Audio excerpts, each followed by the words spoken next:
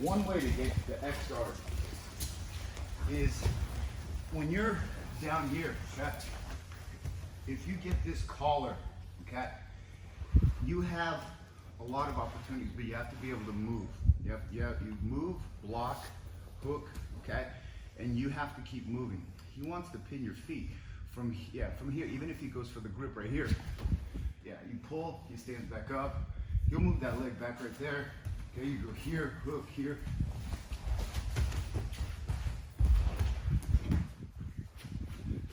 Oftentimes they will turn away.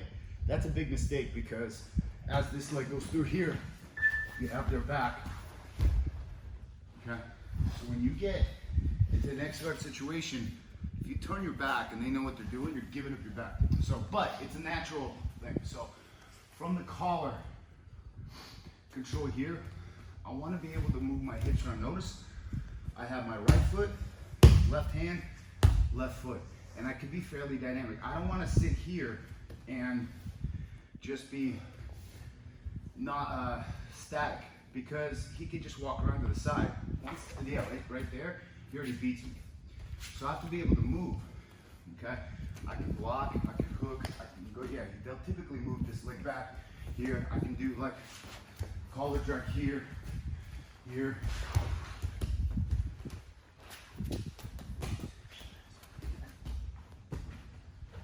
And there we go. I know he was trying to stay up without turning away. When they turn away, their knee will bend. Okay, so you have to be careful with the other person's knee. But when their knee bends, they don't really have much, especially if you got the X guard hooked. Okay, so go back. X guard is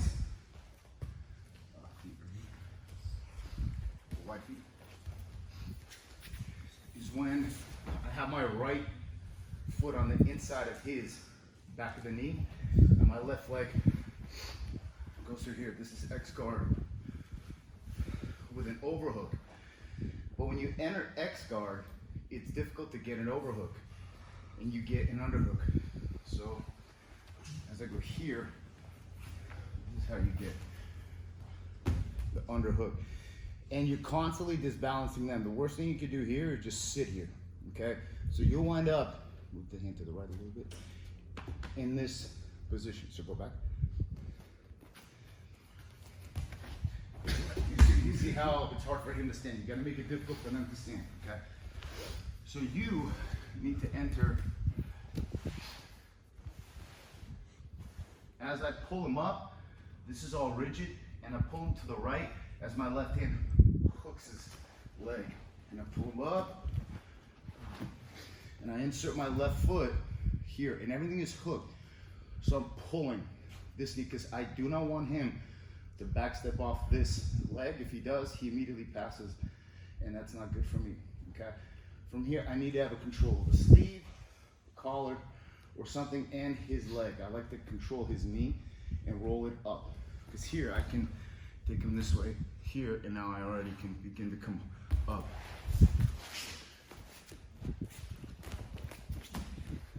And come up, right?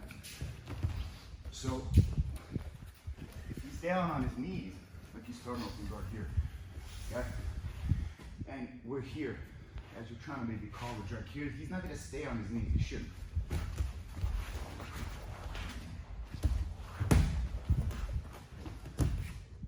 You have to actually begin to engage the X guard, because if they go limp, then it doesn't really do much. So the whole key is to hook underneath and pull yourself under. So even here, as I go here, I pull him up.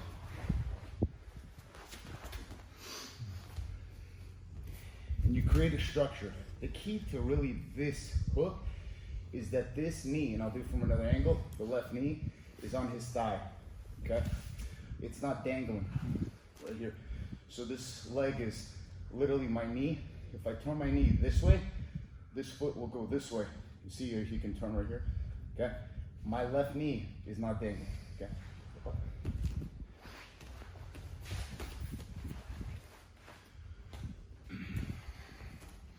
So even standing here, it's easier. As I'm here, Okay? You hook, and I need to kind of slide underneath him and underhook here. As I pull him up onto my right hook, here, and I'm gonna take him to the right.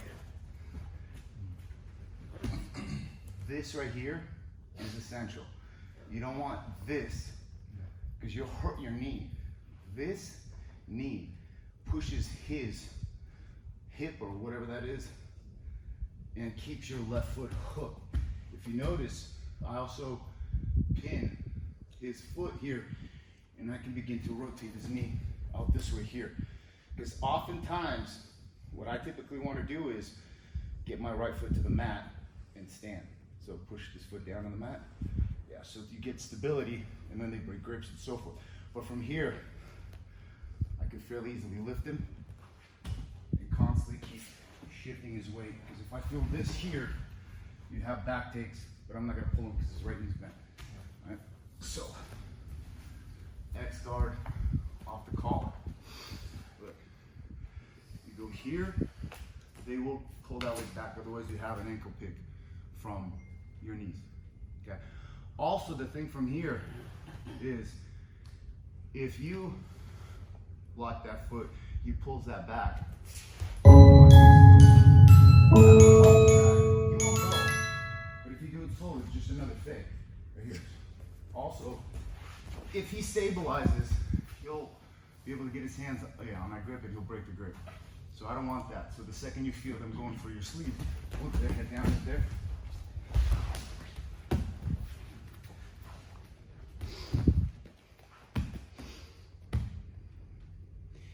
You see how his legs floating? All his weight's on his hands, and he can't really do much right here. And really, it's just a matter of what I want to do. But the key is to be able to get into the X guard here. So you want weight on his hands when he goes, like you want him to have his hands. Sure, because otherwise his hands are going to be doing something that's good for him. This is balance, good for him, bad for me. But what's worse for me is where his hands are free to do anything. Okay. So look, you're going to hook, and I'm going to pull him to the right that way as he rides that hook, and I'm going to underhook this. And as I lift this up, I lift my elbow up, push away with that right hook, and insert the left hook right here.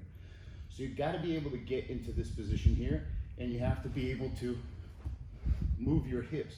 Because if he starts walking, being on my right side with his hands that way, it's okay. But if he postures up, and I'm kind of on my side like this, is not good. I got to be able to constantly adjust and move my hips.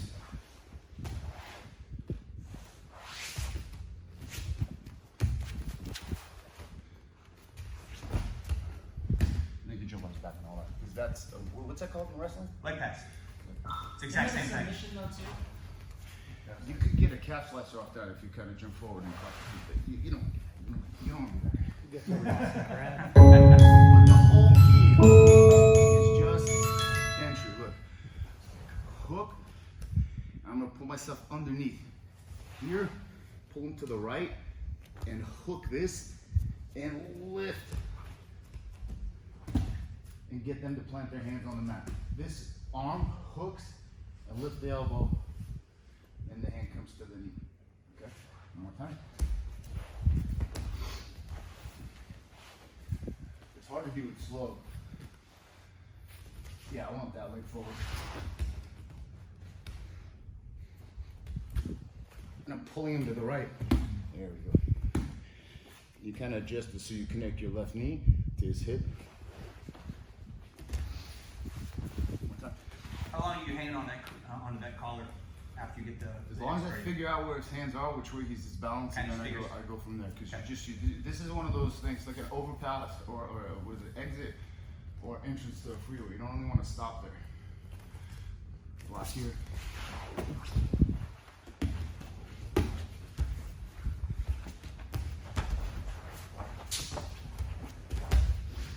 It depends on what he does. I don't want to pull him back too much because his knee's a little bit awkward.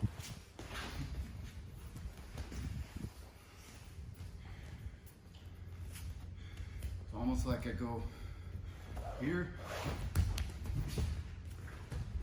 there, here, in this position here. The hand on his knee and pulling it. So it rotates his toes up. Because now if he starts going up, you can immediately get into passing or slide that foot through. Okay, one last time. And I'll show you how to do it a little bit slower. Here.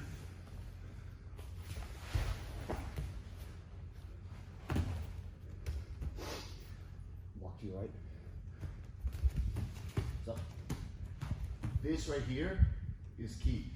So when I get here, I want this knee connected here. I don't want any of this loose like this. You're gonna hurt your knees. Everything has to be engaged and not closing less than a 90-degree angle. You don't want them to sit on your legs, especially if they're a bigger person here. But this works very well. As your left, see, I can push him away, I can pull him in. Your left hand cups his kneecap and opens it. This, yes, right there. Because here, okay.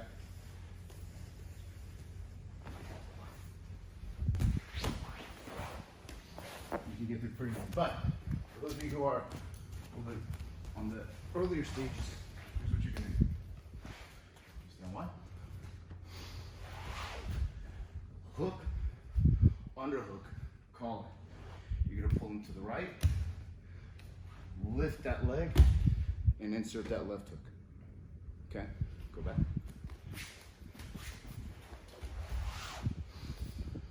Professor, those hooks, the first hook you do is simultaneous to that foot hook, and then the other hook with the arm is simultaneous to the foot. Yeah, I need to shift his weight. I need to shift his weight from his left foot, from his right foot to his left. So as I'm going here, I'm pulling him up. So this one comes light. But I don't want to hook it like this, because he could stay heavy and he'll jam up the X guard. I want to do this. See how I rotate? That rotation puts weight on his left foot, and then the right foot becomes light. It's the only way to do it. You gotta force him to shift weight on the opposite foot if you want to lift this one. If I want to lift this one, okay? If I want to lift that one, I'll let him put his weight down here. And then I'll throw it. Okay? One last time. So for those of you who are just new, you just need this. Scoot through here, right foot here, get a grip on the collar. Okay? And where you get your left hand is gonna underhook. Okay?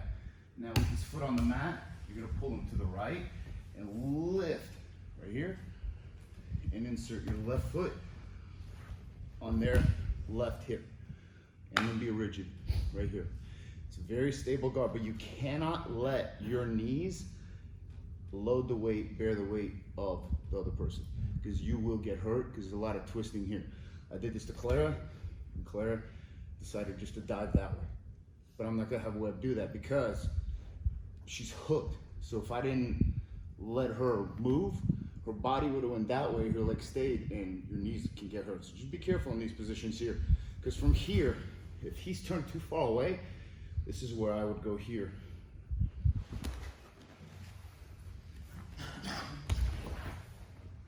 You take the back from here. Or, if they start calling forward, you hop up onto the back. So one last time for the more beginner entry, you just grab the collar here. Foot, hook, left hand hooks here, and left foot. And it's like I lift my hip and I pull him to the right and lift this whole unit, forcing him to do like a handstand. This up on your shoulder and adjust it right here, okay? So 5 entries each. Let's get 15 in. Ready, 1, 2, 3. I'm made. I've seen you before. I know. Oh, I know.